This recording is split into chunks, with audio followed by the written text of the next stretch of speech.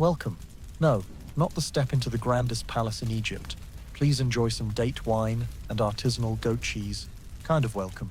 This is the you've been bought, now shut up and follow me kind. You just woke up on a creaky wooden cart, head buzzing, neck aching from lying crooked on a moldy linen sack. The air smells like a nasty mix of hay, male sweat, donkey dung, maybe some spilled myrrh oil on a tattered mat. No one speaks to you. They just shove. A cold hand grabs yours, pulls you off the cart, and drags you through a scorching stone street where the ground reflects the sun like it wants to burn your skin through the flimsy, ragged cloth. Alexandria unfolds before you, not the dazzling, majestic version from school maps. It's a chaotic maze of shouts, street vendors, hissing snakes in hanging cages, Roman soldiers barking, and the deafening clang of workers fixing the south gate after last week's little demonstration by war elephants. You're just one of dozens of new slaves in stock, but something about you makes the overseer frown. Maybe it's your slightly limping left leg, maybe you're too skinny, or maybe you just look like you've still got a shred of defiance. Wrong. That defiance is stripped away the moment you pass through the bronze gate, etched with Horus, leading into Cleopatra's harem. No one greets you. No one looks. Just an old woman with black-stained teeth, skin wrinkled like papyrus, holding a bucket of water and a palm fiber brush. She points at a stone basin and says, "In, strip." No asking your name, where you're from, or why. Simply because no one cares. You tremble as you shed the dusty cloth. The water in the basin smells odd, like perfume, hot sand, and something sharp. She starts scrubbing. It's not a gentle, relaxing bath scrub. This is a scour the mortal filth scrub. Face, back, places you didn't think anyone would touch while the sun's still up. She spits and mutters in Egyptian. You don't understand. Maybe curses, maybe prayers, maybe both. When you're yanked out of the basin, they wipe you down with a linen rag you saw them use to clean the floor. Someone else steps up, sprinkles scented powder on your head, tucks a small resin-soaked wooden stick under your armpit, so Hathor won't be offended by your body odor. Then they dress you in a tight white linen wrap, no straps, no buttons, just a loose twist at the waist, and they warn you repeatedly, don't let it slip. Slipping is an insult to the gods. Slipping is an insult to the queen. Slipping is an insult to yourself. Before you can catch your breath, another guard taps his staff on the floor, signaling you to follow. The stone hallway is cool, smelling of incense, sweat, and fear. You pass a room full of god statues, where maids dust them with peacock feathers, eyes never looking up. Around a corner, you're hit by blinding light from an inner courtyard, where a woman in golden robes sits under a green silk canopy. Her eyes flick over you for a second, before returning to a papyrus scroll. No one says her name, but you know, from the way everyone bows, the way the air freezes when she lifts a finger, the way the sun seems less harsh on her dress, you know you've seen Cleopatra, and she's seen you. And you, poor, new, clean, bewildered, have just been brought to the palace to serve the most dangerous woman in the ancient world. Congratulations, you've passed the selection, and now, hell begins. Before diving deeper into the story, don't forget to subscribe to the channel and hit the notification bell to stay updated on the latest stories. No one tells you that bathing in the palace isn't like bathing anywhere else, because here, it's not about getting clean, it's about control. You're herded into a bare limestone room, big as a granary, in the midday Alexandria heat, like the inside of a pottery kiln, with no shade, only light pouring through a round dome in the ceiling, and sticky steam rising from scented water basins. You stand naked, arms instinctively covering your chest, facing three women in tight black linen, like living mummies. The first says nothing, just grabs a jug of frankincense-laced water and pours it over you from head to toe, no hesitation. The water's freezing on your spine, then burning hot at your lower belly. No rules, no negotiation. The second steps forward, holding a pumice stone, scrubbing your arms like she's grinding a floor, muttering something about dead skin must die for skin to be reborn. It's not a metaphor. It feels like they're peeling off your old self, scraping away every soft bit, stretching your flesh and rubbing fine salt into it. You clench your teeth, not daring to cry out.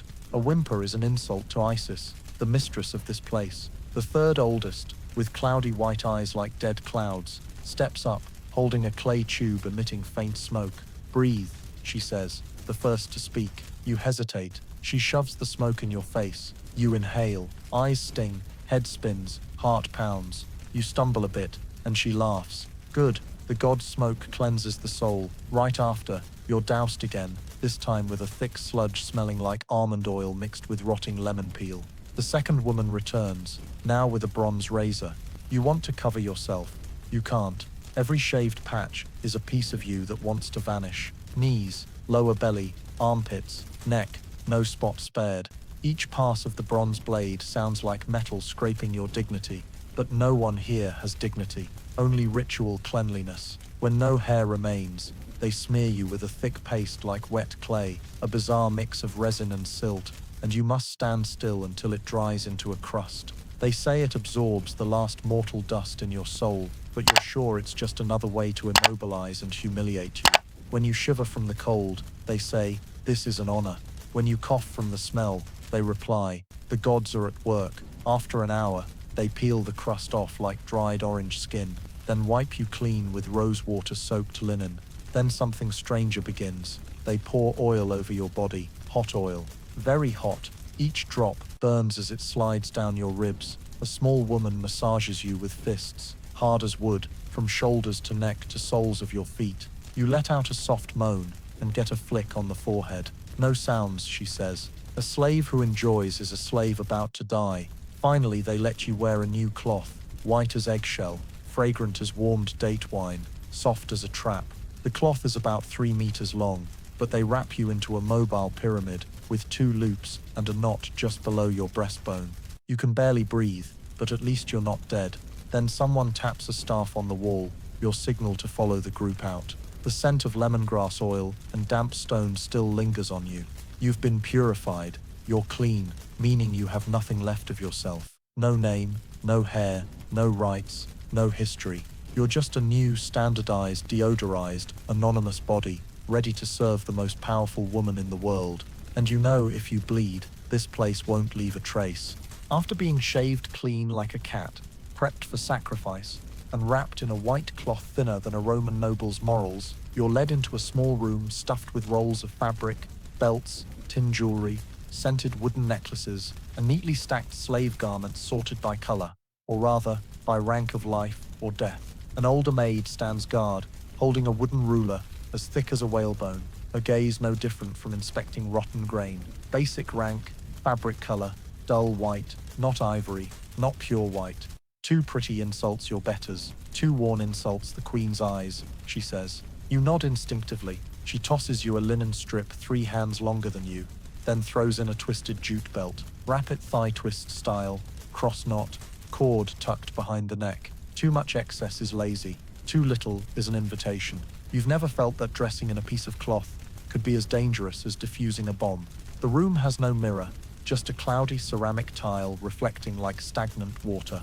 You try following her instructions, wrapping the cloth around your hips, crossing it, pulling it over your shoulder, draping it down your back, then looping it to your front. But when tying the knot, you realize you don't know if it goes on the left or right. Another maid passes by, arms full of fabric rolls, glances at you, and whispers, "Left." If you're a servant, right is for bed warmers. You thank her. She smiles faintly.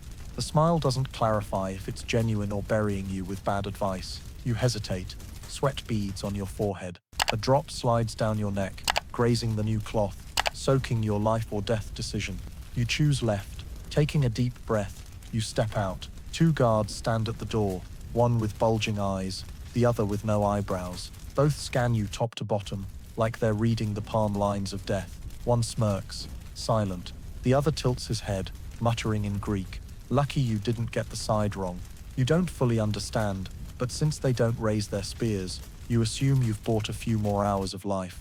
The group of servants gathers in the outer hallway, each dressed nearly the same, but with subtle differences like a secret language. Water carriers fold their hem above the knee. Incense bearers tuck dried herbs behind their ears. Cleopatra's personal chambermaids wear scented wooden necklaces carved with ancient Egyptian script and go barefoot, despite the freezing stone floor. You belong to no group. You just stand in the middle, hands gripping your hips to keep the knot from slipping. Suddenly, someone shouts, "Stop!" Everyone freezes. A guard points at a young slave whose hem hangs too long behind his back. "Loose knot," the guard says. The boy tries to fix it, but isn't allowed. Instead, 3 guards step forward, grab his shoulders, and drag him into a shadowed corner. No screams, but the sound of a shattering incense jar. When they return, no one mentions it, and no one missteps again. You shudder. Your left side knot is so tight, it bruises your stomach, but you swear you won't loosen it. A maid approaches to inspect. She lifts the fabric's edge 2 fingers width, nods, and moves on. It's the first, and maybe only, time you're seen as part of the palace's survival system. You glance back at the fabric room. No knives, no poison there. But if you walk out with the knot tied wrong, it's a legal death trap. Welcome to a world where fashion isn't for beauty. It's for sorting who lives and who never wears that outfit again. A bronze bell rings 7 times. Slow, steady, cold. Not a church bell or any ceremony. It's the sound that Cleopatra has opened her eyes.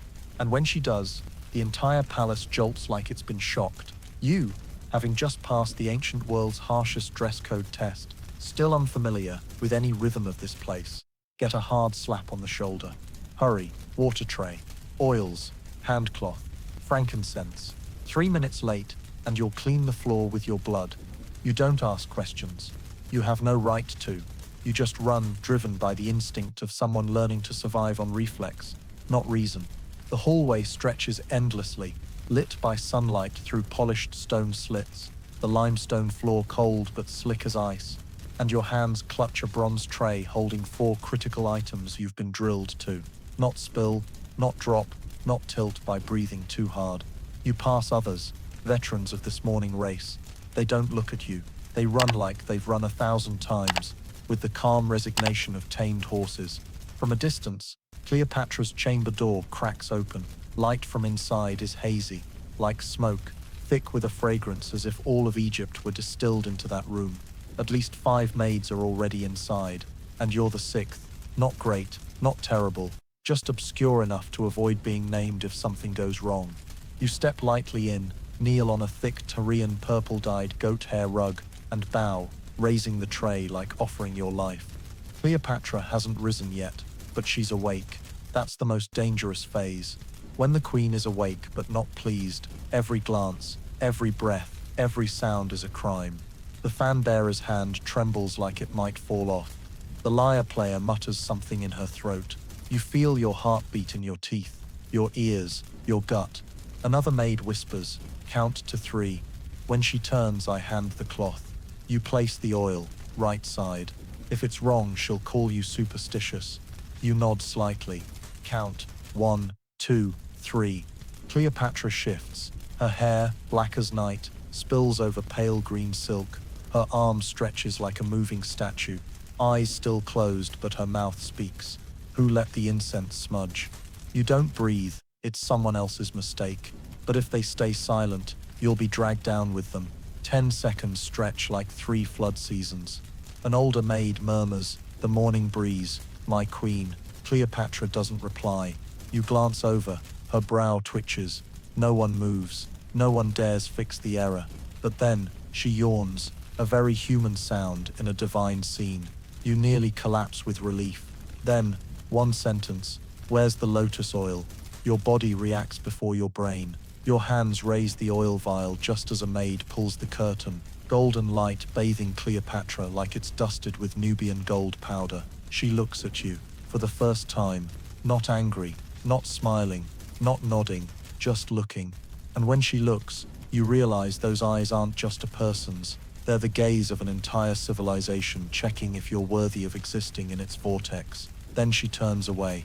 You're still alive. And from that day on, you know what wakes Cleopatra isn't the sun, the bell, or human voices. It's the collective fear rippling through hundreds of people, because she opened her eyes. You're polishing a bronze tray on Cleopatra's vanity, hands wet, eyes blurry, heart pounding like a war drum. The room is so quiet you can hear yourself swallow. If you weren't too busy holding your breath to keep from smudging the surface, polished to reflect like the Nile at noon. On the tray are the items you're tasked to clean: a kohl makeup box, a quill pen wrapped in hemp thread, a a perfume vial with a falcon-carved cap, and the mirror. A round bronze mirror, silver-rimmed, ivory-inlaid handle, heavy as sin and shiny as calamity. You're forbidden to touch it bare-handed, forbidden to look at your reflection in it, forbidden to let it fall. You know this. Every slave knows this. But as you reach for the powder box beside it, your sleeve, damp and soft from morning-scented water, brushes the mirror's handle. A slight nudge, a soft clink, then a second of silence, then the sound of metal hitting stone. The mirror slips off the tray, drops straight down, its handle striking the floor, flipping once, and lying still. You freeze. The crowded room freezes. No one shouts, no one runs, no one saves you. Because everyone knows, that's the thing that must not fall. In Cleopatra's palace, some items aren't precious for their material, but for her touch. The mirror is one, not a tool, a symbol. The only thing reflecting the face the world both loves and fears. And you, nameless, unrecorded, barely 48 hours in the system, just let it fall. It didn't break, but it's not whole. The mirror's edge has a scratch, thin as a cut on a palm. But you know, Cleopatra doesn't overlook details, nor do the guards. You kneel, lifting the mirror with both hands like it's an egg, your neck stiff as if strangled. You try to wipe it quickly, then place it back in its exact spot, at its exact angle. You step back, breathing as lightly as possible, but there's a tap of a star, a voice behind you. What did you do to the Queen's mirror? You don't turn, you don't lie, but you don't tell the truth either. You stammer, I was cleaning, I was careless. It fell, but it didn't break, sir. The tapping stops. A hand touches your shoulder, lightly. Follow me, the guard says. You stand, your legs feel nothing. You're led out of the room, down a long hallway, where light cuts like knives, past a small courtyard, where the scent of frankincense and iron blood mixes. You see another slave scrubbing the floor, a floor with old brown stains they call, marks of shame. You're taken to a small room, the overseer's. An old woman, skin like ink-soaked paper, sits amid walls hung with snake skins, papyrus, and red-dyed feathers. She doesn't ask your name, just first time dropping the mirror. You nod. She nods back. Won't be the last, she says, tossing you a cloth marked like a contract. You'll pay for it. You gape. I have nothing to pay with. I know. So you won't rest one day for the next 30 weeks, and every day will be recorded. If Cleopatra notices the scratch and asks, I'll say, it was you. You say nothing. You don't cry. You just nod. Leaving the room, you return to work. No one asks. No one comforts. But a passing maid whispers, surviving is a talent. Dropping the mirror and still breathing. You've got talent. You don't reply. Because you know, in Cleopatra's palace, talent only keeps you from dying immediately. Every mistake, even a scratch, could erase your name, never written to begin with, forever. You're called from the kitchen while washing dishes, hands still sticky, with date sap and grilled tilapia grease. A guard, big as a stone pillar, approaches silent, just tapping his spear's tip on the stone floor. That single nod means you have 30 seconds to follow. No questions, no looking back, no delay. You rush through 3 hallways, 2 rows of columns, and a small courtyard with lotus in bronze pots, plants you're never allowed to touch, then led to a steam room behind the library. The air is thick with eucalyptus, resin, smoldering cinnamon, and the smell of human skin, hot and damp, like it's been steeped in smoky breath. Only one person is inside. They sit reclined on a stone bench carved with Mars, feet in a basin of hot water, body wrapped in a white cloth, wider than any bed you've slept on. You don't look closely, but you know who it is. That hooked nose, high forehead, and the way the palace speaks of him as both god and diplomatic threat, Julius Caesar. He glances at you, silent, just lifts his left foot and tilts his head, like a god signaling a mosquito to bite the right spot. You kneel, your knees touch the stone, still hot from the underfloor furnace. No instructions, but you understand. Scrub his feet clean, dry them, apply mint oil, and survive. You take his foot and freeze. For the first time, you touch a foot that's marched through Gaul, crossed the Rubicon, and stepped onto the foundation of an empire you can't even spell in Egyptian.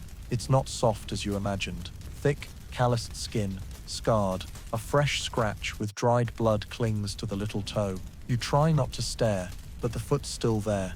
Your hands shake as you wipe it with a damp cloth. He flinches slightly, then laughs. Cold, he says, in slightly accented ancient Egyptian. You look up, shocked. Caesar speaks Egyptian. He meets your gaze, as if reading your thoughts, then says slowly, "You must know the language of the place you rule, even if, just to hear their curses." You don't dare reply. You bow your head, scrub the scar carefully. Your hand brushes a raised circular mark, a spear wound, sword, arrow from a life you can't fathom. "What's your name?" he asks. You freeze. No one in the palace has asked your name. You stammer, "I have none, sir." He chuckles softly. "Good, then I don't need to remember." He closes his eyes, as if you've ceased to exist. You continue, meticulous, as if cleaning a dangerous relic. Your hands move to his right foot, rubbing oil into the heel, gently pressing the joints. Caesar's brow furrows, seemingly pleased. Without opening his eyes, he says, "Cleopatra chooses good servants, or at least ones who aren't fools." You're unsure if it's praise or a warning. Then suddenly, he pulls his foot away. You step back. He stands, taller than you thought. The cloth slips off one shoulder, revealing a body marked with old sword cuts. He walks to a wall with a map of the Sinai Peninsula, then turns abruptly. "Do you think I look like Horus?" he asks. You don't know how to answer. You bow your head. "I don't know, sir. I've never met a god." Caesar laughs. "Well said." He returns to the bench, sits. "Go, before I see you spill the oil." You back out, head still bowed. The door closes behind you. You nearly collapse, legs numb. You survived. You just washed the feet of the most powerful man in the world and weren't crushed. It's the greatest victory a slave like you could have in a morning. Off. And the reason you can't sleep that night, because no one knows who you'll serve next. And those feet you washed, will they step toward a throne or into a bloody trap? Breakfast in Cleopatra's palace doesn't start with the clink of spoons or plates, but with a ceremonial chant, so long it exhausts the reciter more than the listener. You stand in the royal kitchen, where nothing belongs to you but the smell of grilled fish and your own gasping breath, holding a tray laden with dishes you've never tasted, never dared to smell deeply, and if you drop anything, you'll be thrown into the sacred deer pen to become living fertilizer. The queen's meal is unlike anything mortals eat. The head chef, an old man with misaligned eyes, said to have served Ptolemy XII, still has the habit of tasting dishes by licking a finger, wearing a charmed ring. Today, Cleopatra requested a light breakfast. Nothing sticky, nothing heavy, nothing to dull the spirit. You don't know how to measure that last part, but someone suggested figs stuffed with goat cheese, oat cakes glazed with Nubian honey, a bowl of dates mixed with wine, and 3 slices of smoked goose liver. Each dish is placed in its own bowl, arranged in an 8-pointed star, symbolizing Isis's guiding star. You don't dare swallow your saliva as you lift the tray, though your throat is dry as a snake's belly. Passing through the hallway to the breakfast area, a long veranda overlooking a garden with a white lotus pond, you hear faint music, double flutes, stringed lyres, hand drums, not for entertainment. It's to keep bad dreams from clinging to the food. You bow your head, avoid eye contact, and step slowly but firmly. Before entering, your nails, armpits, and breath are inspected. If any of the 3 are unworthy of the queen, you're replaced and marked as food defiler. Luckily, you're only trembling slightly. Cleopatra sits on a raised stone couch, her hair braided in a fishtail, wrapped with fine gold thread, her neck adorned with a pearl strand, as long as Egypt's border. She doesn't look at you as you set the tray down. Another maid bows and pours wine. A third offers a scented cloth to wipe her hands. You step back 3 paces, hands on your stomach, eyes down. She lifts a slice of bread to her mouth. Choose. 1 second, 2 seconds, no grimace, no nod, no spitting. It means acceptable. You exhale softly, but before you take 2 breaths, a slice of goose liver rolls off the tray's edge and hits the floor. You didn't drop it. The wind did, or someone's trembling hand, or the god Seth playing tricks. Whatever the cause, every eye turns to you, the one closest to the tray. You kneel reflexively, picking up the liver with a thin silk cloth, ensuring your skin doesn't touch the food. Cleopatra turns her head, looking at you for the first time this morning. "Eat that piece," she says, her voice light as a falling hair. Your body goes cold. The order to taste food is a veiled punishment for those not clean enough to be trusted. You grit your teeth, Bring the liver to your mouth. The fatty taste floods your tongue, smoky boxwood blended with aged wine, so delicious that if this weren't a near-death moment, you might cry from joy. But you don't dare chew, you just swallow. Slowly, when you're done, you bow your head, waiting for a reaction from your stomach or the throne. Nothing happens. Cleopatra nods slightly. Good liver, have more made. Then she resumes eating, as if no liver ever hit the floor. You step back, body slick with cold sweat. Today, you're not punished, but you've committed a silent crime. You tasted the queen's food, even if forced. It's something no one wants to acknowledge, because if Cleopatra decides to purify the energy around the food, you'll be the first forced to eat all her leftovers for 3 days straight, at noon, under the sun. Back in the kitchen, the chef looks at you, eyes narrowing like a snake's. That liver was meant for Bastet's cat, he says. You bow your head, silent. The divine cat might forgive you, or not. But you know one thing, in this palace, breakfast isn't for you. You can carry it, you can clear it, you can die for it, but eat it, never. The royal breakfast is to sustain the queen, and to remind you that you're never part of what fills her. You're just the floor keeping the tray from falling, and the only luck today is the tray stayed intact. You're assigned to tend the bedroom at dawn, a task for new slaves who seem obedient. In other words, you're not important enough to be trusted, but not foolish enough to be discarded. Cleopatra's bedroom is another world. The space is divided by sheer blue silk curtains, faintly scented with resin incense burned since last night, still smoldering. You step in like you're barefoot in a dream that could kill you if you misstep. Everything here is worth more than your life. A sandalwood comb, a turquoise inlaid jewelry box, a vial of bath water infused with rare upper river lotus, and of course the pillow, a round pillow stuffed with white stork feathers, wrapped in Egyptian linen dyed with Greek patterns. It lies there like a sacred relic, and you, with a soft cloth in hand, lean down to smooth the mattress. Your hand gently lifts one corner of the pillow, so lightly, as if afraid to touch someone else's dream when you hear it. A sound, not loud, not long, but enough to make every hair on your arm stand up. Hiss, a faint, soft hiss, you recognize instantly. Not wind, not silk rubbing, definitely not human. A snake. You freeze, hand still on the pillow's edge. Your heart pounds so hard you think you'll hear your blood burst in your ears. Your mind spirals. If you drop the pillow, will the snake lash out? If you lift it, will it strike? If you scream, guards will come. But if there's no snake, you'll be punished for disturbing the queen's sleep. And if there is a snake, who put it there? An accident? A prank? An assassination plot? All scenarios end the same. You're the first to die.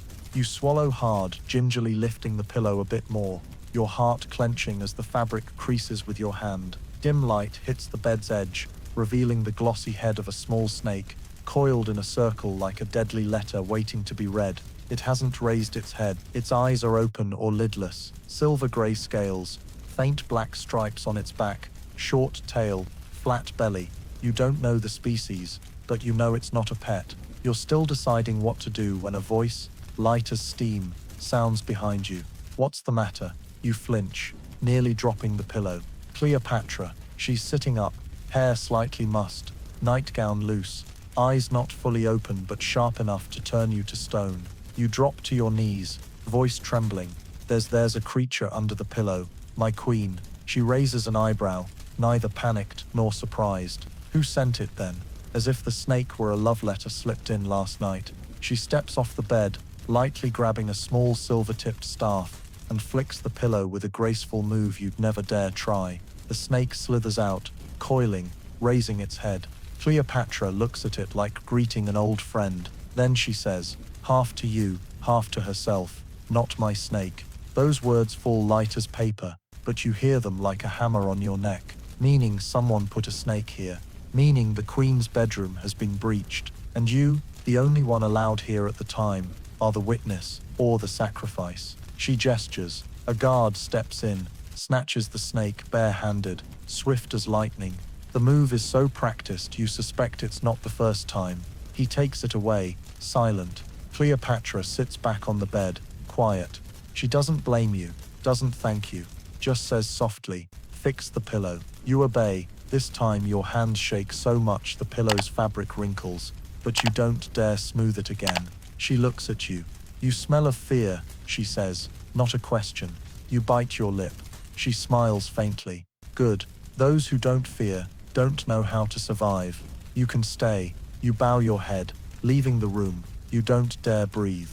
Only outside, with sunlight hitting your eyes and sweat soaking your back, do you realize, if you hadn't heard the snake, if you'd lifted the pillow too hard, if Cleopatra hadn't woken at that moment, you'd be a soft, small, cold, silent part of this palace's most beautiful room. And would anyone remember you? No, they'd only recall someone dropped a pillow and didn't get to fix it.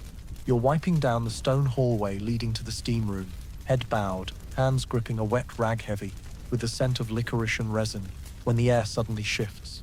No bell, no horn, no one shouts, but you feel it. A storm is coming. The vast palace trembles faintly, as if the stones themselves are afraid. Everyone around you falls unnaturally silent. The passing servants stop their soft laughs or whispers. They veer off, press their backs to the walls, heads bowed to their chests. You're still processing when a cup shatters at the end of the hall, then a sharp gasp, then a shout, cold and sharp as a honed bronze blade, who prepared the morning incense. You freeze in place. It wasn't you, but footsteps approach. Her steps aren't loud, light yet heavier than thunder. A pair of golden sandals glides over the stone, touching the floor like they're counting your remaining seconds. Cleopatra is angry, and in this palace, the first thing you learn after floor wiping is, don't look into her eyes when she's angry, not for politeness. Her gaze is like two cuts that don't need blood. Meet it, you die. But you make the mistake. You look up, not out of curiosity, but from the stupid human instinct. When danger looms, we look to find an escape, a fatal error. Your eyes meet hers for 1.5 seconds. 1.5 seconds as long as your entire career in the palace. Those eyes don't scream.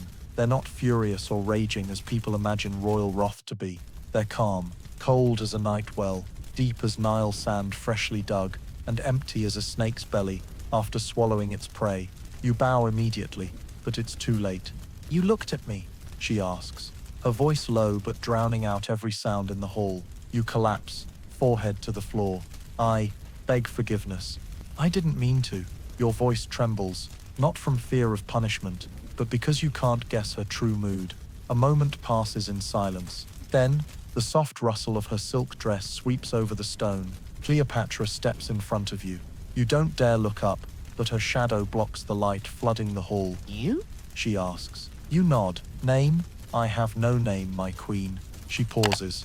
"Good. Then no need to erase it from the records." You freeze, unsure if it's a jest or a death sentence by bureaucracy. Then, unexpectedly, she laughs softly, a laugh like a breeze over a lotus pond.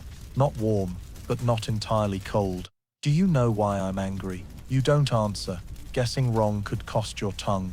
She continues. "Someone changed the morning incense. Sandalwood was replaced with camphor root. I hate camphor.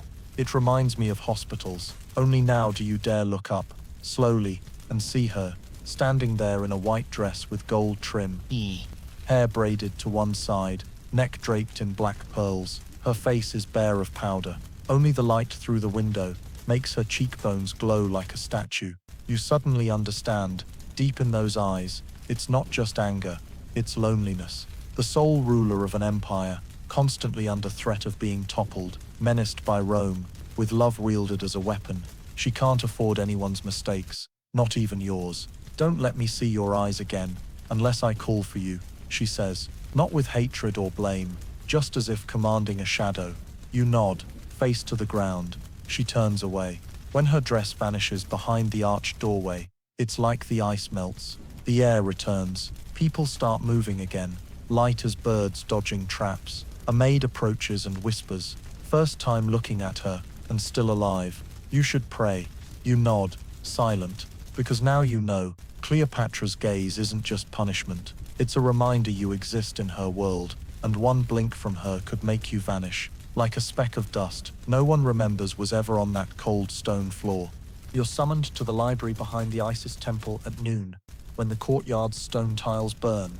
and the mosquitoes in the lotus bin your lotus pond wake up for lunch. Your task? Copy an ancient Greek text as requested by the queen, using grape-based ink on papyrus thin as the breath of a wind god. No one says why you were chosen. Maybe because you once stood near an ink pot without spilling it.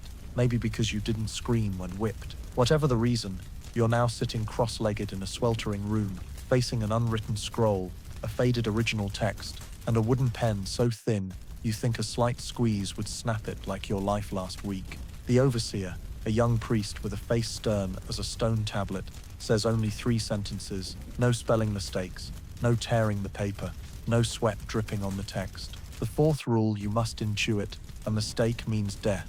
You pick up the pen, hands shaking, eyes straining, reading Greek characters you don't understand. You know a few letters, picked up from idle maids playing guessing games with words, but to accurately write a philosophical passage by some guy named Plato or Plutarch or whoever, no chance. You just copy exactly. Make the letters match. Keep the lines straight. Don't let a single drop of ink fall. And you begin. First stroke, fine. Second stroke, shaky. Third stroke, mosquito bite. 1, then 2. They don't bite kindly. They hit your knee, ankle, and left ear, places you can't scratch without shifting the paper. You grit your teeth. Handwriting, head bowed, blood boiling with curses in every language you're not allowed to use. An hour passes. You've copied 3 lines. A drop of sweat falls on the paper's edge. You block it with your sleeve, but the mosquitoes seize the chance to attack your left armpit. You clench your jaw. Keep going. Your writing isn't writing anymore. It's tracing shapes you've memorized, but don't understand. You could be writing, "The Queen is eternal light," or "I'm a donkey in a dress." You don't know. You just know the priest is watching. And he doesn't blink. His eyes are like a snake's, and you're a frog that can write. You slip, letting ink pool at the pen's tip, leaving a tiny dot on the paper's edge. You try to wipe it off. Mistake. Papyrus drinks ink like a blood-starved beast. A blue smear spreads like a mark of death. You want to beg, but speaking is forbidden. You glance over. He's still watching. You feign adjusting your posture, flip the paper to another section, and write over the ruined edge. A trick of those who've fixed errors without being caught. But the mosquitoes keep coming. They have no mercy.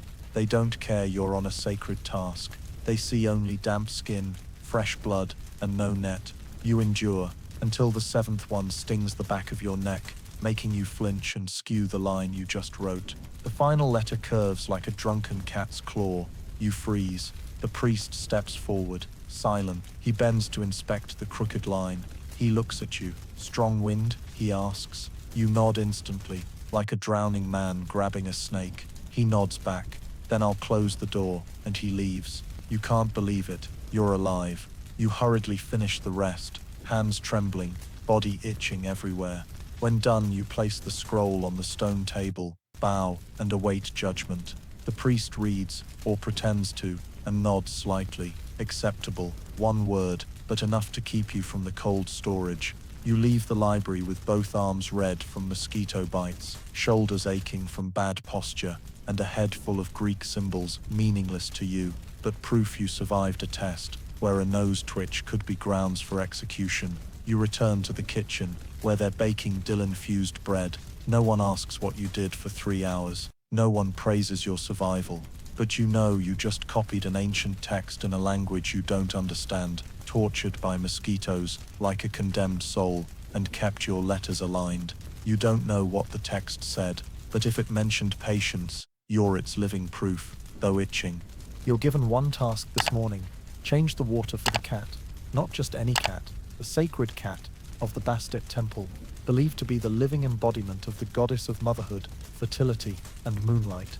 It lives in a secluded garden to the left of the main temple, fed with a silver spoon, sleeping on a Nubian deer fur cushion, and tended by a dedicated nursemaid who anoints its bedding with frankincense oil each night. Your task is simple.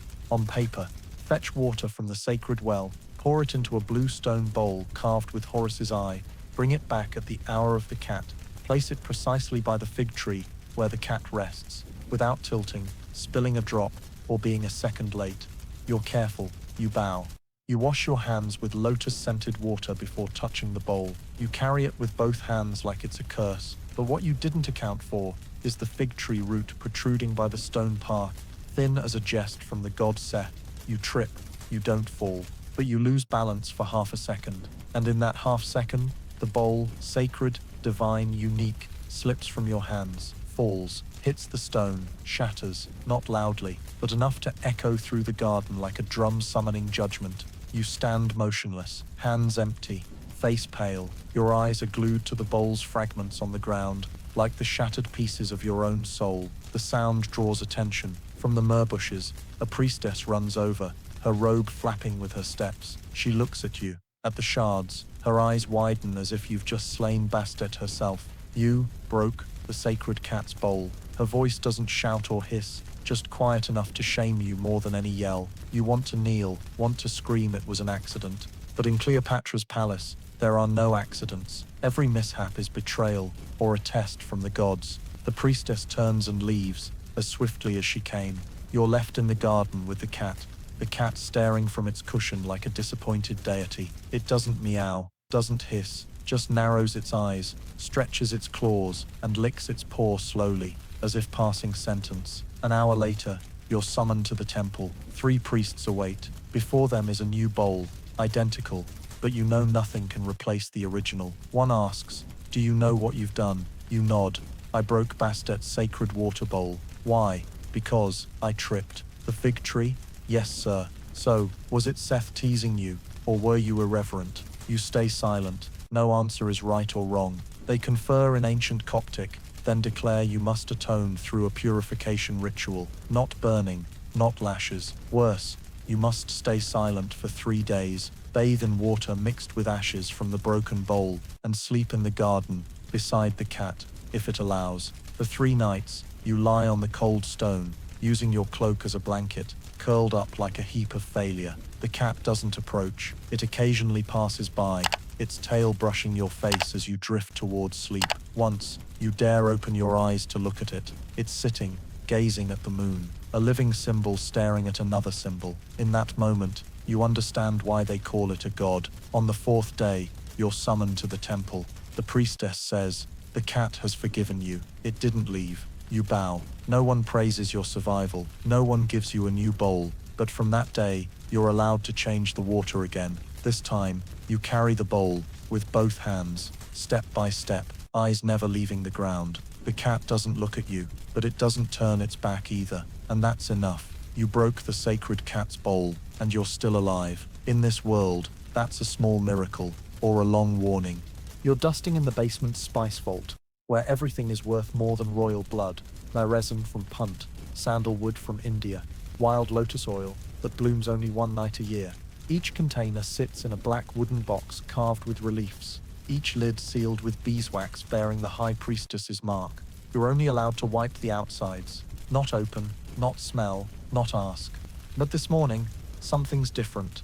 A female official with braided hair and a necklace of oyster shells arrives, holding a small green glass vial, and says in a voice thin as a blade, "We need to test a new scent. This one's distilled from mimosa flowers grown in Memphis's cemetery. The dead love this smell. Now I want to know how the living react." Before you grasp it, the vial is in your hands. Apply it to your neck, behind your ears, and the nape. Not hands, not feet, exact spots. To test the diffusion zones. You nod. No objections. You have no right to object. You uncork the vial. A small pop, sounding like a broken seal. The scent rises instantly, not overpowering but seeping into your nose like cold dawn mist, mixed with hot cremation ashes. A smell both pure and wrong. You apply it as instructed. 3 spots. Neck, behind ears, nape. At first nothing happens. The scent clings to your skin like spiderwebs. Warm, something close to young lemon, and damp earth. Then it begins. Your skin prickles, not from cold, from itching. A dull itch. You try not to scratch. The official stares, holding a notepad, eyebrow raised. Any reaction? No, ma'am. You lie. A minute later, your neck starts burning, like sunburn. You glance down. The skin where you applied the perfume is reddening, dotted with tiny rashes like mild burns. But you still say, "It's fine, ma'am. Mistake." The official steps closer, presses her face to your neck, inhales deeply. Good diffusion, has depth, but the skin seems irritated. Note, second-degree epidermal reaction. Adjust resin ratio. You don't understand. You just feel your head spinning. Your eyes blur, ears hum faintly, like you're underwater. You try to stay balanced, but your legs tremble. The official frowns. Nervous system reaction. Step back, quickly. You're pulled from the vault, pushed into the back courtyard, and sat on the ground. Another maid rushes to splash water on your face. You gasp. Your heart pounds like a war drum. Your body drips cold sweat, but your skin burns like it's been scorched.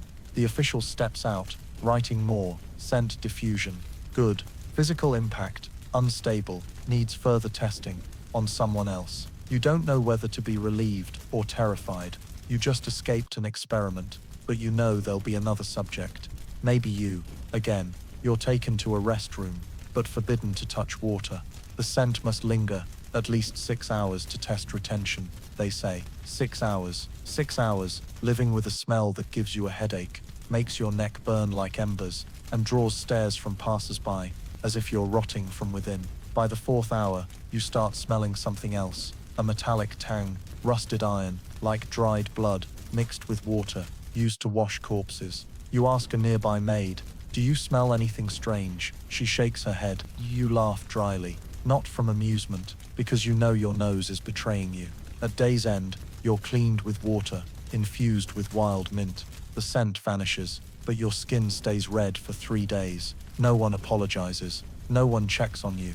But 3 days later, you hear the perfume tested on you has a name. The scent of judgment.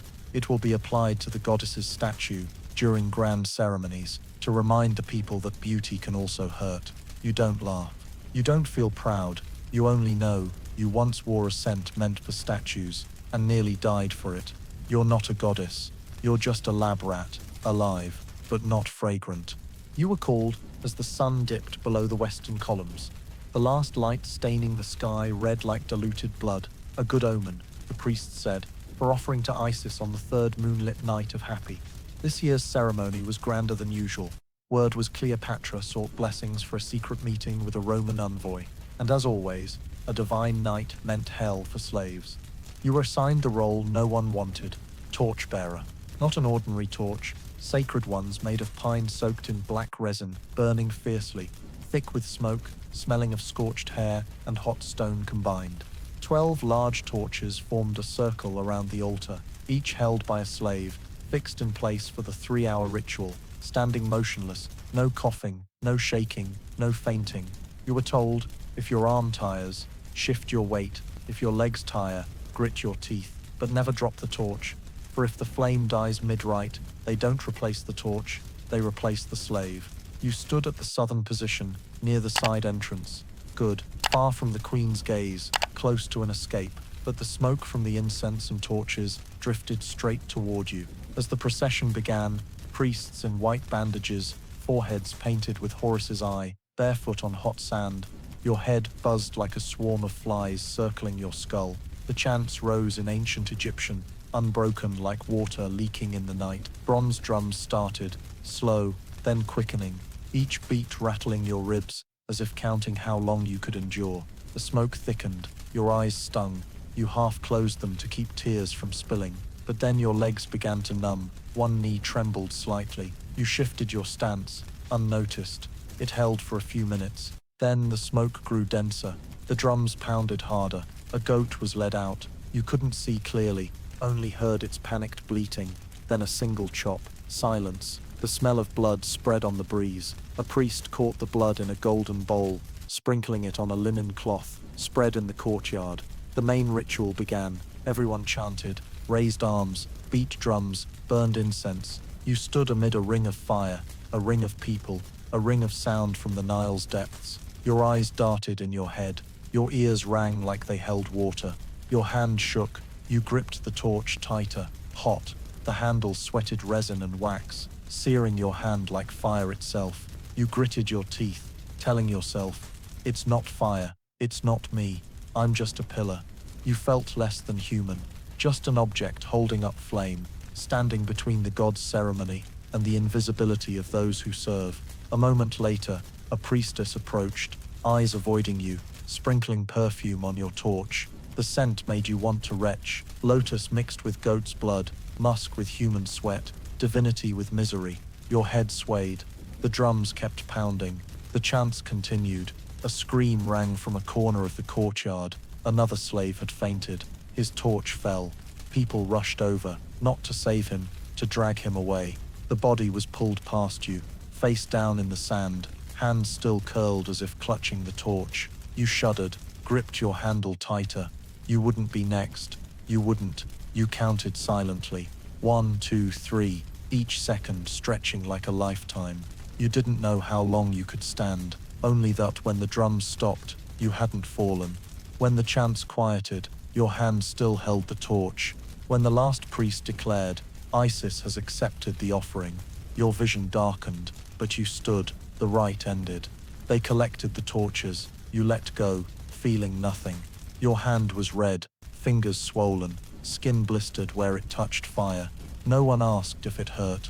No one looked at you, but a priestess passing by whispered, "You're kept for the dry season's rite, not praise." A sentence. You laughed, voice hoarse. In the night of divine offerings, you didn't just stand amid fire. You stood on the edge of being human, or statue. And if you learned anything from those 3 hours, it's this: standing still is a form of fighting. And sometimes, surviving is simply not falling. They say before Mark Antony arrived at Cleopatra's palace, preparations were made as if welcoming a god and a storm at once. You didn't know about gods, but you'd seen storms, and what happened that evening was more chaotic than any tempest you'd survived.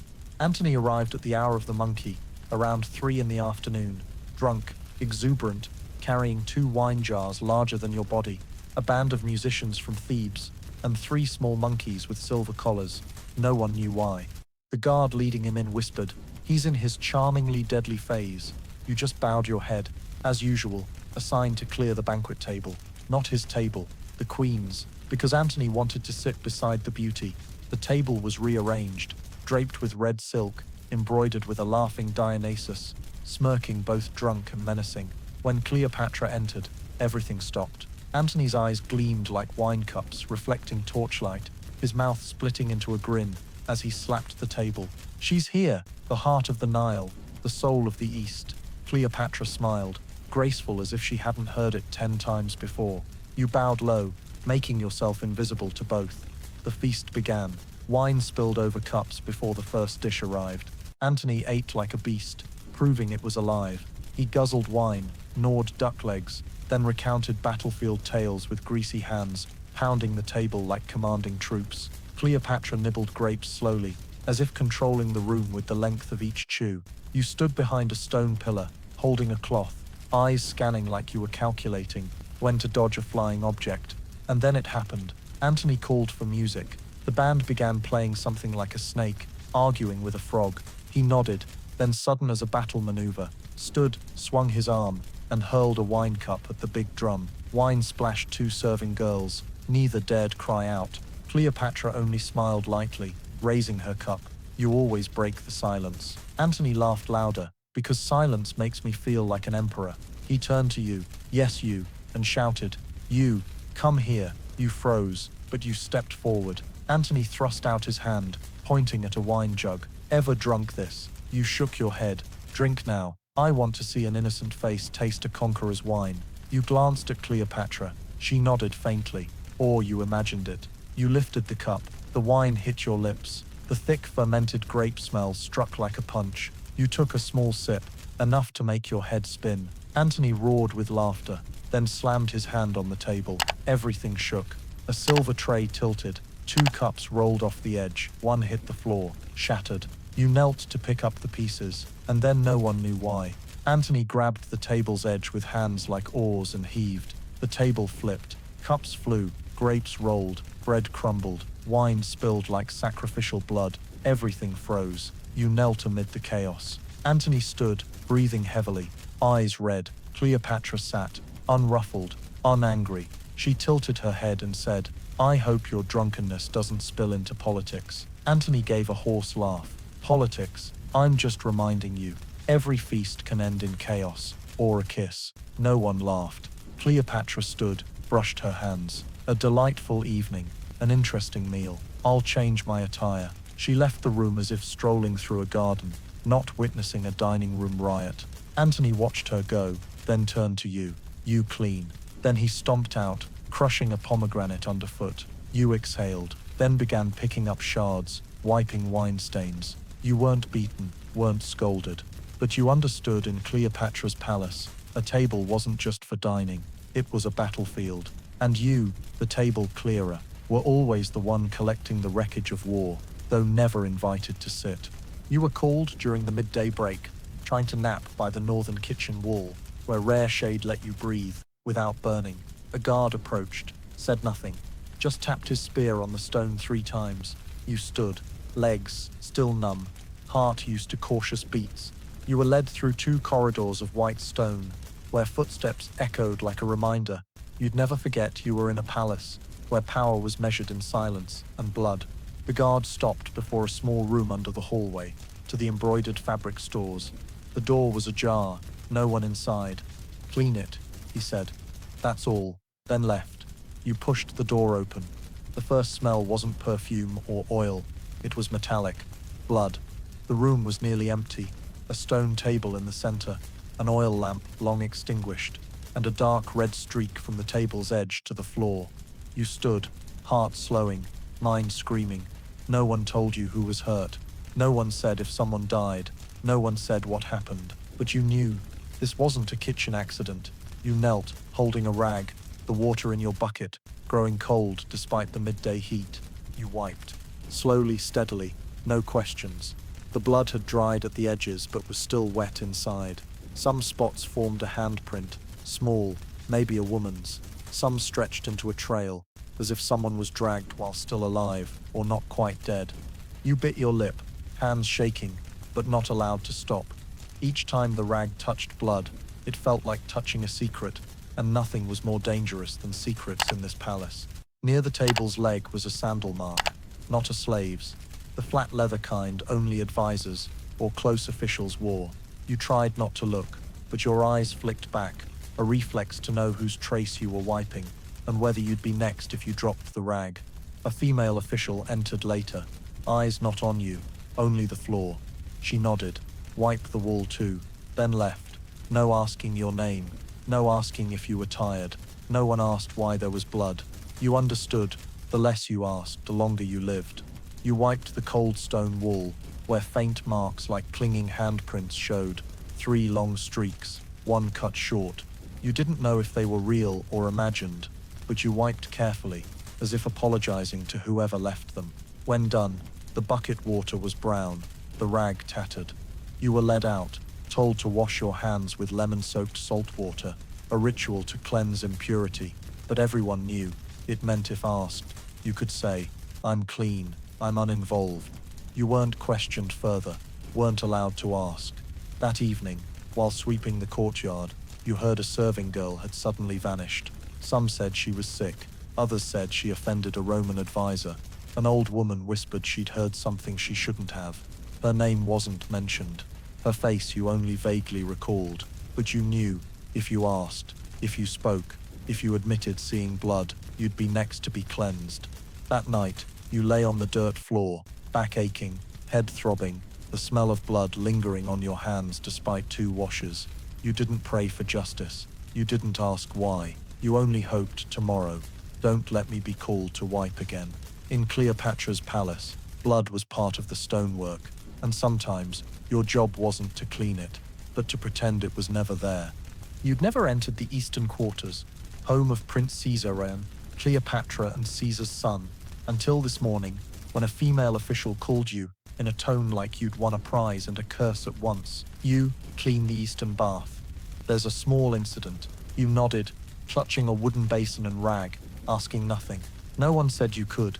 The path to the prince's private rooms was paved with glossy black stone, lined with purple curtains, embroidered with Horus's symbols, the floor scented with dried flowers and wine. Each step echoed, as if you were waking something sleeping below. The bath chamber was vast, light streaming through polished stone windows, the floor tiled in pale red, a round white stone tub in the center, surrounded by scattered petals and 2 silk towels neatly folded on a silver rack. Everything was near perfect until you saw the tub. The water's surface was still as a mirror, but beneath its unnaturally clear blue lay a long curved shape, grey-green, with scaly, spotted skin, its head tilted up, jaws slightly open, eyes wide, unblinking. A crocodile, not large, about the length from your head to your knees, but enough. You froze, your heart skipped, then raced double time. You didn't scream, didn't run. You'd lived in the palace too long to know. The first to scream is the first blamed. You stepped back slowly, clutching the basin like a useless talisman. Behind you, the door opened. A young official entered, glanced at you, then the tub, and didn't react. "Oh," she said, as if noticing a petal on a pillow. "Still there." You blinked. "The what?" You stammered. "The prince wanted to try keeping it yesterday," she said, light as a breath. "The servants must have forgotten to remove it after his bath." You swallowed hard. "It's alive." "Yes, of course." Then she looked at you. "You still need to clean the tub." You wanted to say, "I'll clean it if someone removes the crocodile first." But you didn't. You nodded. She left, leaving you with a creature of small but certain teeth and eyes that never blinked. You stood a moment, then circled wide to a wooden shelf in the corner, grabbing a long pole to nudge a towel. The towel grazed the water. The crocodile didn't move. You nudged again. It turned its head, slowly, eyes locked on you. Then you knew it wasn't sleeping. It wasn't dead. It was waiting. Moments later, another servant entered, carrying a heavy bamboo cage. "Oh, it's still here," he said, not glancing at you. He bent down, grabbed the crocodile's tail with bare hands, and pulled it from the tub like dragging a wet rug. The creature hissed softly, thrashed, but was caged in 3 seconds. "Check better next time," he said, then left like nothing happened. You looked at the tub. Water remained, with scale marks on the stone rims. You sighed, started wiping. Each reach recalled those jaws opening. The water warmed under your hands, not from heating, but from your sweat dripping down your arms. When done, you slumped against the wall, eyes closed. Outside, birds sang, footsteps faded, sails flapped lightly by the river. But in your mind, only that short hiss and those eyes. You understood. In Cleopatra's palace, luxury wasn't just gold, jewels, fine wine, or silk. It was also a pet that could kill. If no one warned you, it was bathing first. And you, nameless, voiceless slave, still had to clean the tub as if nothing had been there. No traces, no words, no evidence. The tub had to be clean, no matter who or what had been in it. Evidence. The tub had to be clean, no matter who or what had been in it. You were woken at dawn by a gentle tap from a female official's staff. Not painful, but enough to make your heart skip a beat, fearing something terrible was coming. You go to the southern market, buy Hathor grass. Fresh, must have roots. Be back before the sun touches the top of Ray's pillar. You scrambled up, hands still numb from sleeping on bare stone. No blanket, no pillow, no complaints. You didn't dare ask why it was you, but you understood. Tasks that could be dangerous, easy to fail, or easy to blame for tardiness, or mistakes were always given to those whose names no one remembered. You were handed a cloth bag with copper coins, just enough, not a penny more. Then you were pushed out the palace's side gate. The first time in months you stepped onto the street as one sent, not one dragged. Alexandria at dawn was damp and heavy with the smell of river mud. Boats docked, laden with spices, slaves, wood, oil, and whispers.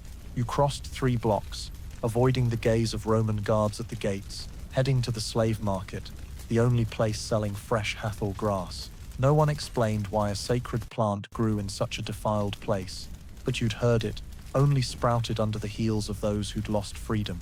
They say Hathor weeps for the suffering, and her tears grow into grass that calms the mind. Cleopatra used it to fumigate her bedroom weekly. You weaved through stalls selling people, men bound and naked, standing like statues, women having their hair pulled to test endurance, children lined up by size like pottery baskets. You didn't dare linger, only asked, "Hathor grass, who sells it?" A woman with gold teeth and a blind left eye nodded, pointing to the end of the market alley. a tent hung with seashell strings and dried snakeskin. Inside was a bald old man, neck draped in 3 layers of amulets, grinding herbs on stone with a pestle. "What kind?" he asked, not looking up. "Fresh Hathor grass with roots," you replied. He paused, glanced at you, as if reading your past through your scent. "For the queen? Yes? Anyone sent with you?" "No, wrong." He set the pestle down, pulled a carefully wrapped cloth from his bag, revealing a bundle of delicate grass, small leaves, roots red like blood threads. "This kind is only for those I trust. Use it wrong, and the untrusting go mad." You didn't know what to say. He chuckled softly, wrapped it, and tossed it to you. And know what to say. He chuckled softly, wrapped it, and tossed it to you. "Take it. Don't let it get wet. Don't let the wind touch it." You paid. He didn't count the coins. You turned to leave. But at the tent's entrance, he called after you. "Tell the receiver. Someone asked to buy it before." You froze. "Who?" you asked. "You don't want to know," he said. You walked away, faster. Your heart grew cold. Amid the market's noise, you felt someone following. Without looking back, you slipped into a narrow alley, stopping by a pile of broken clay jars, pretending to tie your bag. A tall man stood at the alley's end, feigning interest in goods, eyes on you. You clutched the grass tightly and left. The way back felt twice as long. When you reached the palace gate, the sun just touched Rada's pillar. You entered, heart still pounding, handing the grass to the official. You said, "Someone asked to buy it before." She looked up. "Who?" "I don't know." "What did you hear?" The seller only said, "You don't want to know." She was silent for a moment, then said, "Good, you're still alive, and this grass might save someone tonight." You bowed and left. No more questions. You didn't need to know who'd use the grass. Didn't want to know who might disrupt the rite. Didn't want to remember the man's gaze in the market. You only knew next time someone asked to buy first, you wouldn't take the goods. But you also knew, if the order came, you'd still go. In Cleopatra's palace, there was no choice. Only go, or disappear. And if you returned holding Hathor grass, you were luckier than many, including Hathor herself, forever watching suffering through its scent, never touching it. You were sweeping the courtyard in silence when a royal guard appeared, unannounced, expressionless, offering no explanation, pointing at you before turning away, clearly meaning you must follow. You had no time to ask why, nor the right to refuse.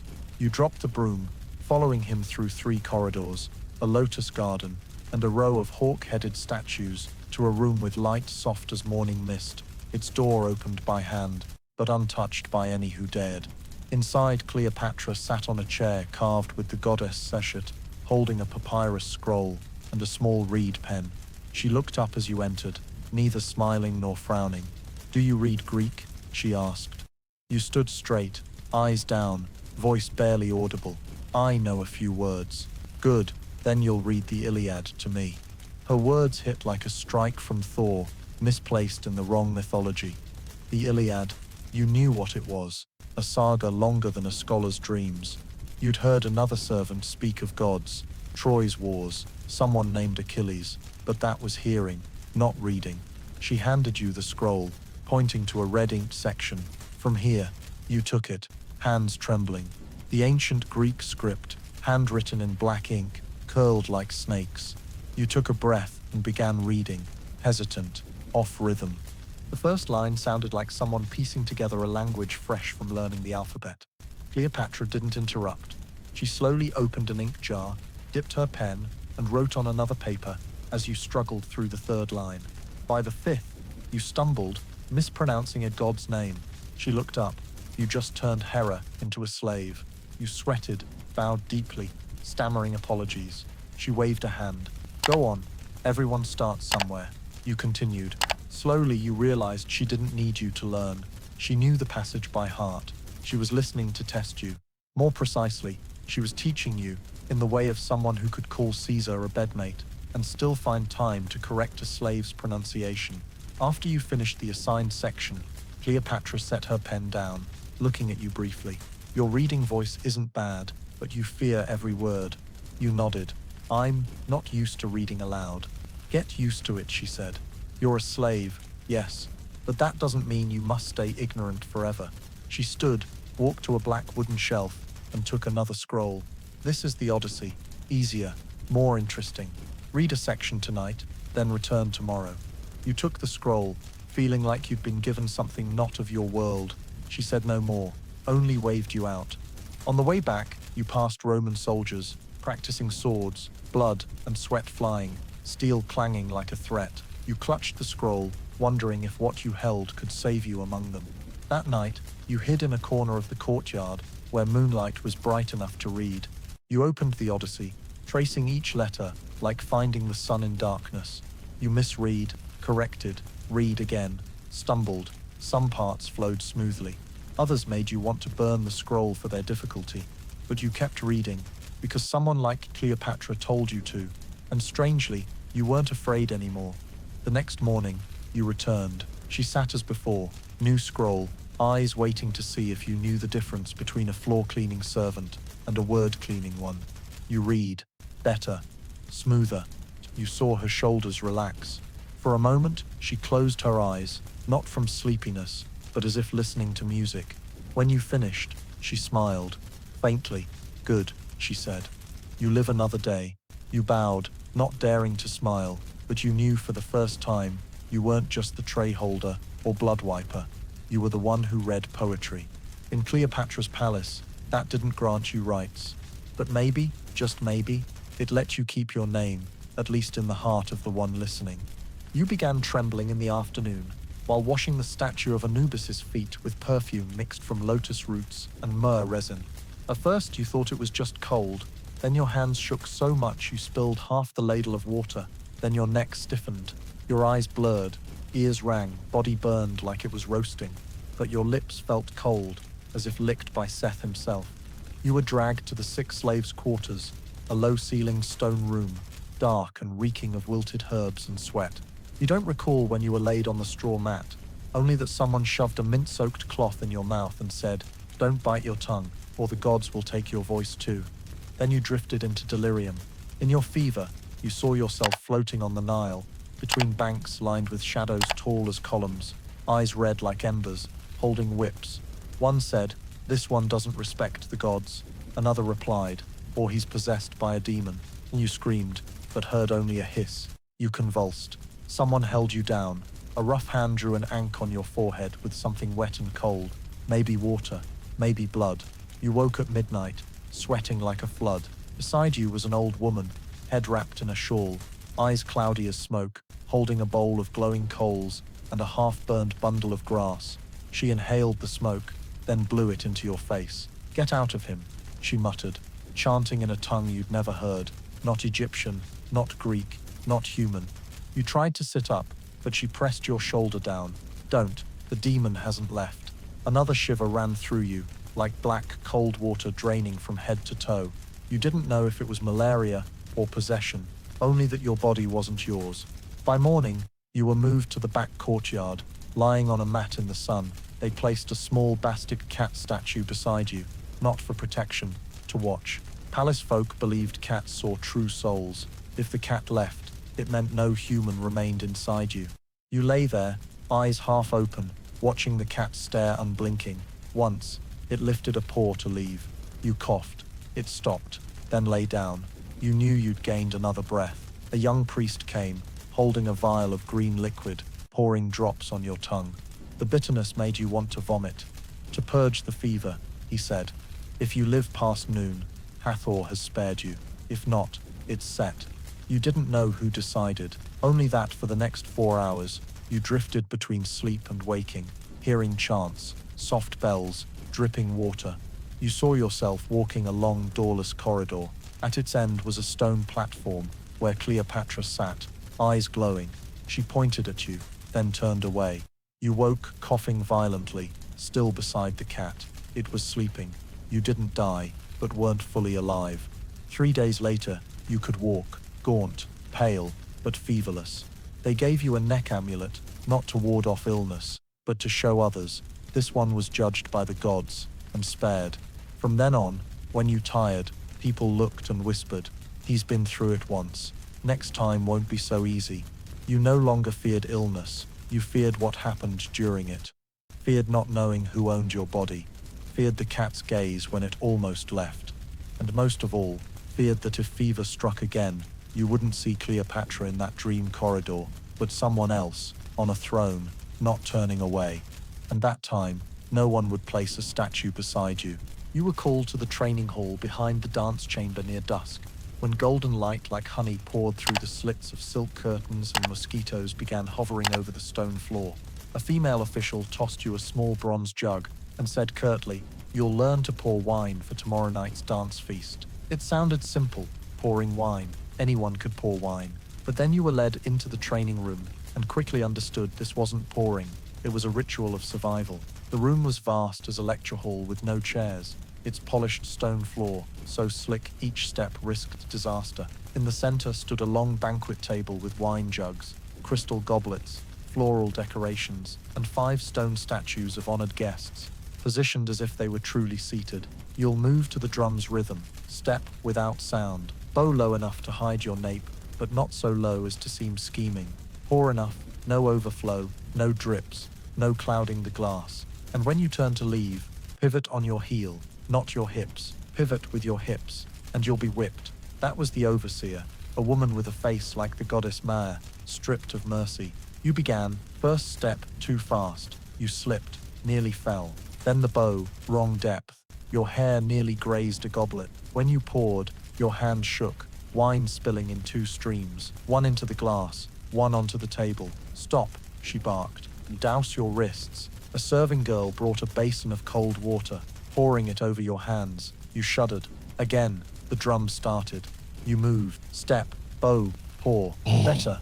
But when you turned, you instinctively swiveled your hips. The overseer swung her rod, striking your back lightly. "Do you want to be taken for a courtesan?" Yes. You flushed, not daring to reply. For 3 hours, it went on. You poured hundreds of times, bowed hundreds of times, pivoted countless turns until your head spun like the wine you hadn't drunk. When night fell, they stopped the drum, lit torches. Then a figure stepped forward, a court dancer, in a purple dress, hair tied high, moving like she glided on water. "Now you'll pour, while I dance." You looked at her, then the overseer. Paul, while she's dancing. "Yes," she replied. "This is a feast. Wine must arrive on impulse, not wait for pause." You gripped the jug, sweat making the handle slick. Music rose. The dancer spun, silk flaring, torchlight flashing, dazzling you. You had to approach, time it right. Too early, you'd collide. Too late. You defend. You waited stamp. 1 beat. 2.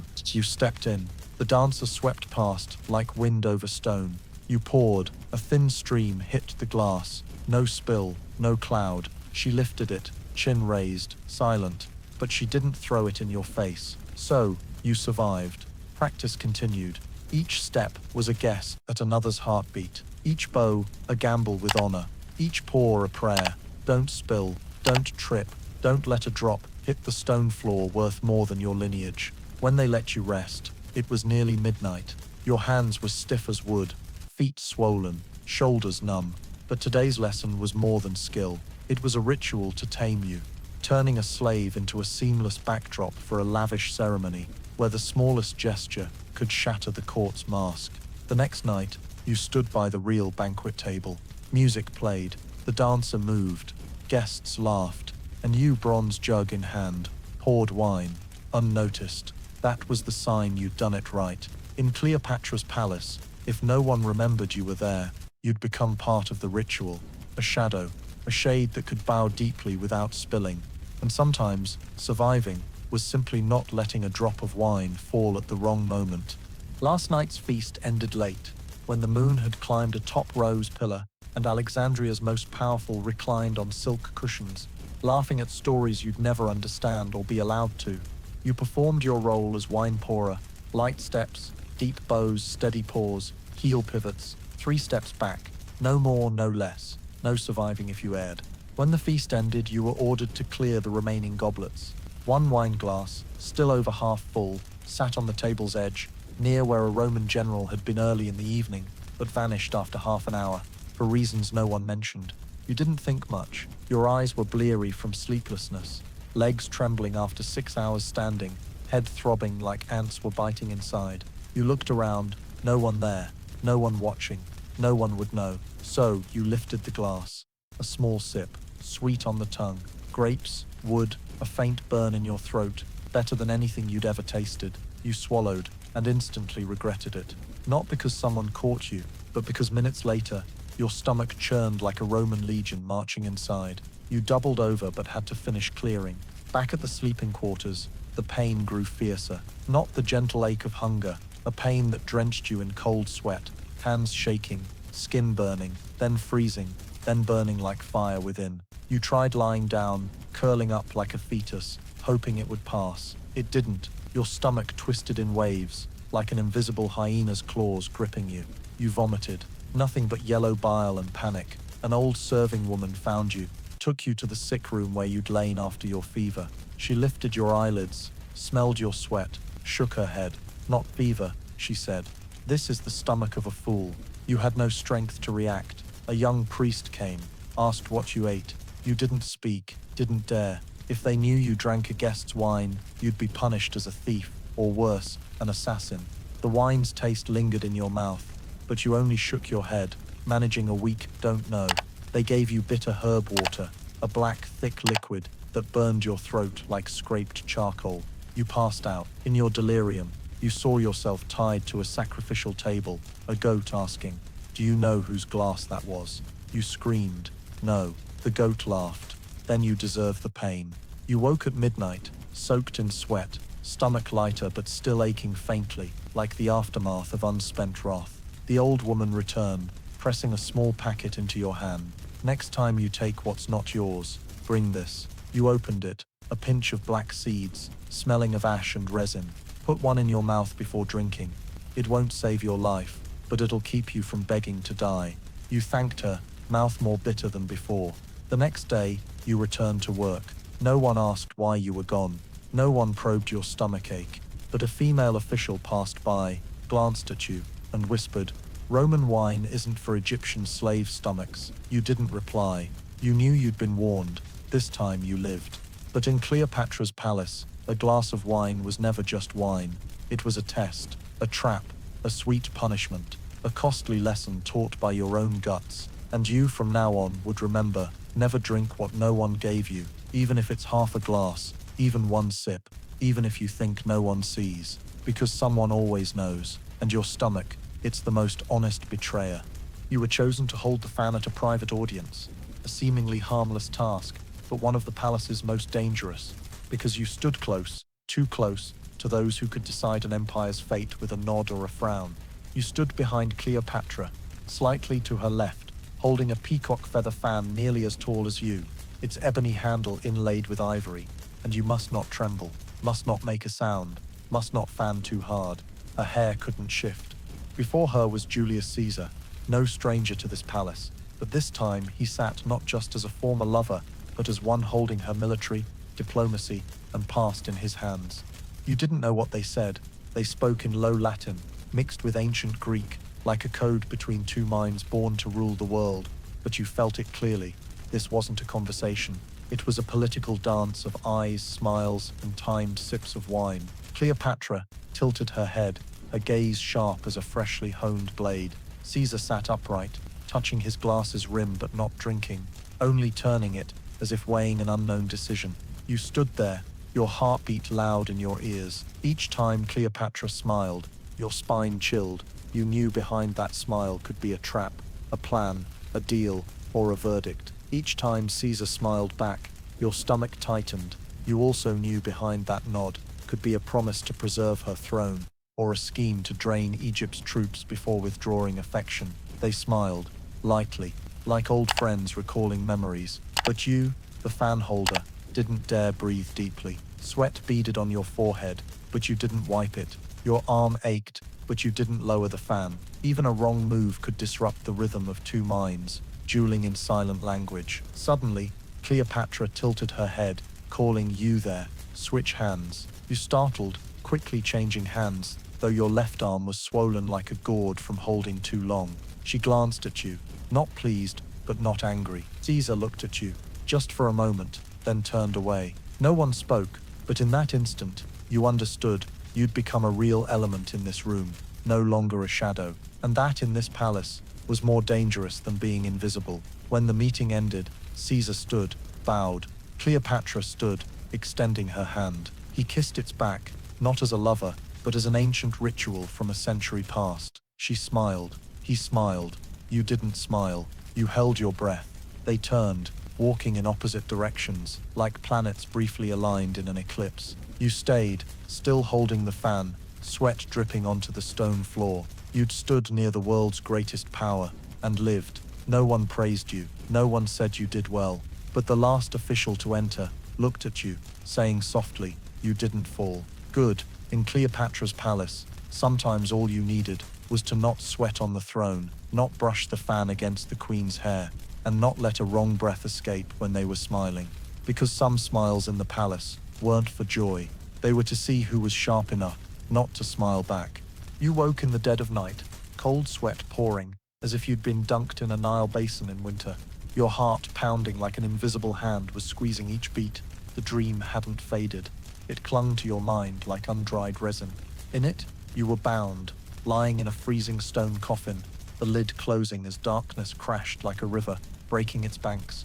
Cats' cries echoed all around, not one, but dozens, hundreds, hisses, low growls, claws scraping stone. You felt something soft, warm, and furry brushing your face, a black cat, big as a cauldron, eyes glowing green like cursed emeralds.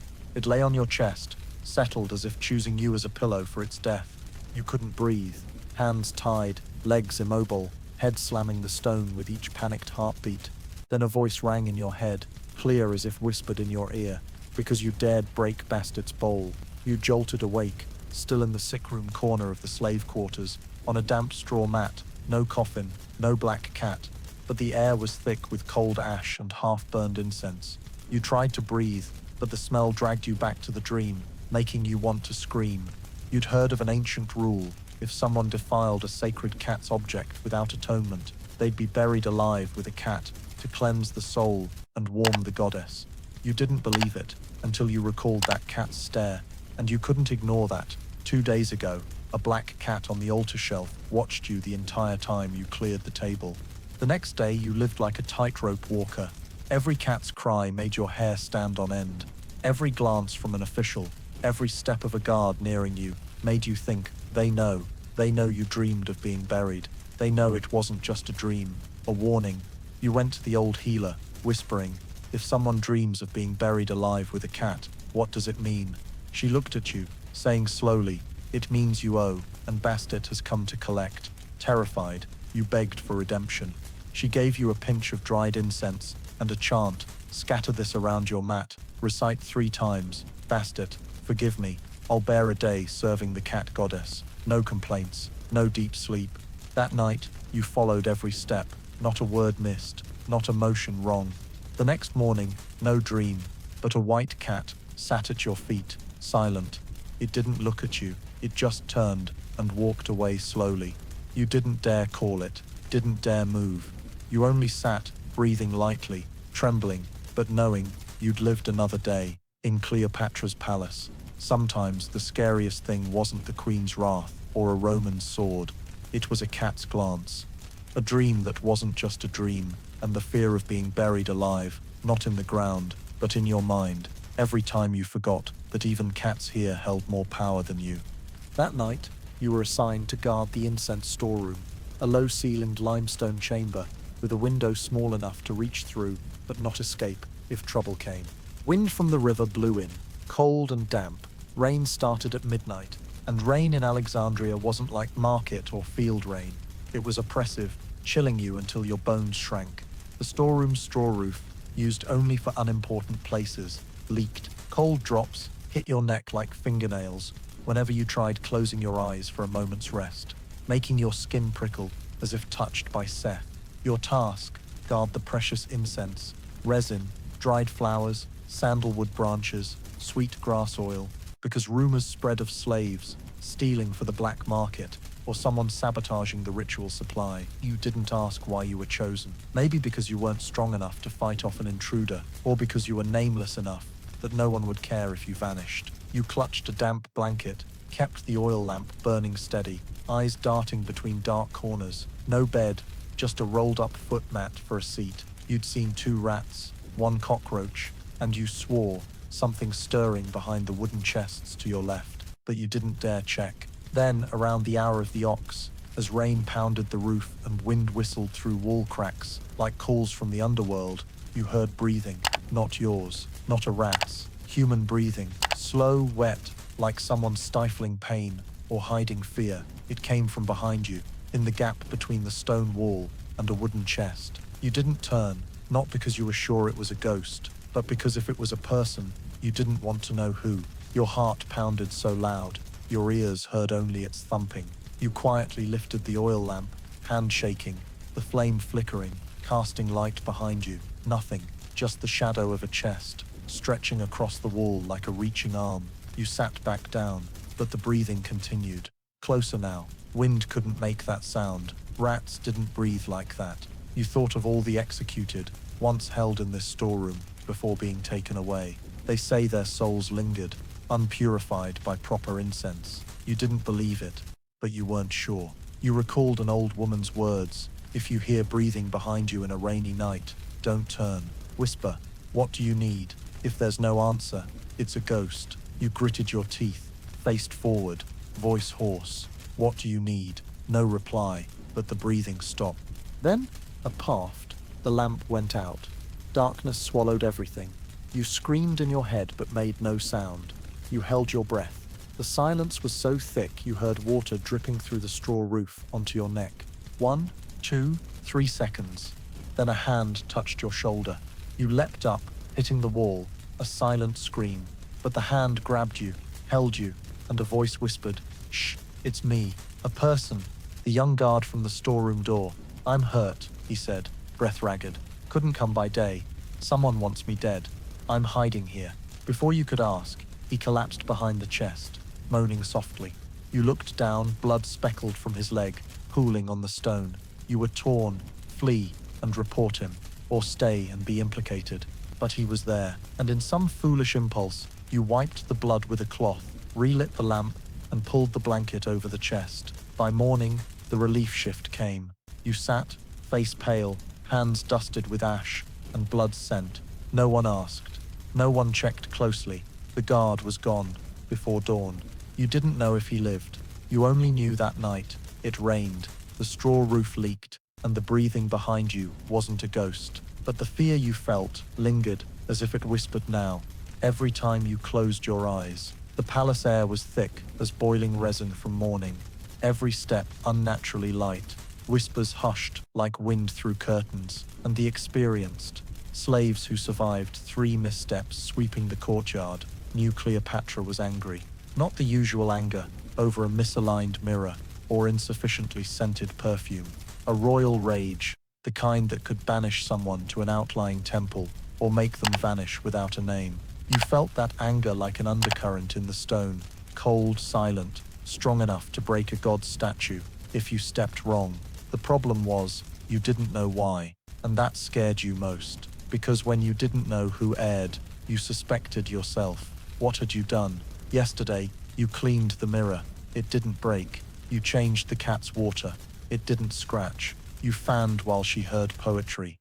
The fan didn't shake too much. But the wine glass last night. Did you tilt your hand wrong? Did you look into her eyes half a second too long? Or forget to bow low enough when she passed the incense chamber? You replayed every action, like someone facing execution, without knowing the crime. You trembled, then rumors trickled from the officials' mouths. Someone tore a copy of an ancient Greek text she hand-copied from Homer. Someone dared alter a comma. Someone touched the original, and it was unique. Your heart dropped. You cleaned the library 2 days ago. You touched scrolls, but only to arrange them. No, you were sure. You didn't touch the one in red cloth. Or, was it dark red? You weren't certain. It was dim, and your hands were sticky with resin. You wanted to scream, to ask someone, confirm, but everyone avoided your gaze, not because they hated you, They feared being tainted if you were the suspect. Cleopatra's anger didn't distinguish intent from accident. It needed a target, a name, someone to unleash upon. And if no one confessed, she'd choose anyone nearby. You tried avoiding the main halls, but then a guard called your name, your actual name. You froze. The Queen summons. 3 words like a whip on your neck. You went, each step toward a graveyard. You reached the reading room. The door was open. Cleopatra sat by the window, light illuminating her face, revealing anger restrained by sheer will. On the table was a scroll, torn, a gash across the text, slicing through Odysseus's name. You knelt, didn't dare look up. "Did you clean this room 2 days ago?" she asked. You nodded, hands sweaty. "Did you touch the scrolls?" You bit your lip. "I only arranged as instructed. Didn't open, didn't write." Silence, a silence long as 100 lashes. Then she said, "Then it wasn't you." You nearly collapsed with relief, but didn't breathe hard. "Do you know who did? A trap." You didn't know, didn't dare guess. You shook your head. "Good," she said, voice like a flooding river yet to break. "Because if you spoke wrong, I'd lose a servant and a lie." You nodded hard, still kneeling. She stood, past you. Her robe's incense scent dizzied you. But no whip, no shouting. You lived. As she left, the guard signaled you to go. You stepped out, legs like mud. No one asked what happened, but the glances around you softened. You weren't the target, this time, but you knew. In Cleopatra's palace, when she raged, no one was innocent, only lucky or too close. If you're still alive today, if you're reading these lines in your head as the sun glides over Cleopatra's palace walls, if your feet still touch earth instead of being buried under salty sand behind Isis's temple, if your hands haven't been cut for pouring wine wrong, if your mouth hasn't been sewn shut for hearing what you shouldn't, and if you haven't been sacrificed alive because a sacred cat stared a breath too long, congratulations, you're a legend, not the kind scholars will carve into stone or sing in schools. A silent legend in the corridors, whispered behind silk curtains, shared in knowing glances among kitchen slaves. They'll say, "That guy? Yeah, he dropped a cloth in front of Caesar and wasn't beheaded." Or "That girl, Cleopatra praised her, or at least didn't glare." They'll embellish, of course. Some will say you ate the queen's food and survived. Others will swear you slept beside Bastet's cat 3 nights without a scratch. Some will claim you poured wine while dancing, or cleaned blood without vomiting. True or not, you don't correct them, because surviving here doesn't need truth. It needs existence. And you, nameless, lineless, homeless, unpromised, unworshipped, exist. You bowed at the right moment, knelt lower than others, learned to breathe silently, wipe blood without questions, meet the queen's angry gaze without lingering too long. You understood that sometimes, to survive, you must stifle laughter when others laugh, tears when forbidden, and hunger with a calm gaze. And after all, you're still here, when others who shared your mat have been sent to roles, no longer needing feet. You still rise at dawn, dust God's statues, hear cats breathe in the quiet night, and smile when given tasks only the living can do. No one knights you, no one paints your face on vases, but you notice. Guards no longer glare, officials don't send you for water at noon. A younger servant whispers, "He'll last long." And one day, Cleopatra passes you, doesn't stop, doesn't speak, but as her dress brushes by, she doesn't turn, meaning she knows you're there, and doesn't need to warn you. You've passed sweet traps, invisible rages, tiny gestures that could kill. You've survived poisoned perfume, silent cats, 3-hour rituals, and Caesar's gaze. You've dreamed of burial, woken beside dead cats, drunk wrong wine, and lived another day. And now in this dim room, as you take the broom for the 1000th time to sweep the marble courtyard, you realize something strange. You're no longer afraid, not because danger's gone, because you're used to it. You're part of the palace, no longer culled by invisible accidents. You're a silent witness to an unfallen empire, and if it falls, you'll be the last crawling from the ashes, carrying secrets no one asks, knows, or dares hear. So, if you're still alive, expect no reward. Nothing but another night to sleep, a meal without poison, a cat's cry not aimed at you. But in Cleopatra's palace, sometimes, that's the greatest miracle. And you are the legend, no one dares name, but all fear losing, because if you can survive here, you can survive anywhere. In a world where death is light as dust, someone like you is the scariest thing. In the breathless survival journey, in Cleopatra's palace, where a misaimed glance could mean death, pouring wine at the wrong moment could lead to execution, and even a loud breath carries political weight, we uncover a truth. Existence isn't always about strength, but silent, alert adaptation and understanding the power dynamics around you. This seemingly distant story sharply mirrors life in modern America, especially in workplaces, social relationships, and maintaining mental health in a highly competitive society. For instance, the One Glass of Wine, One Night of Agony segment, where a harmless sip nearly killed the protagonist, is a stark warning about the allure of things not meant for you. A costly lesson for today's youth facing temptations, from easy credit, debt, drug invitations, to opportunities beyond control.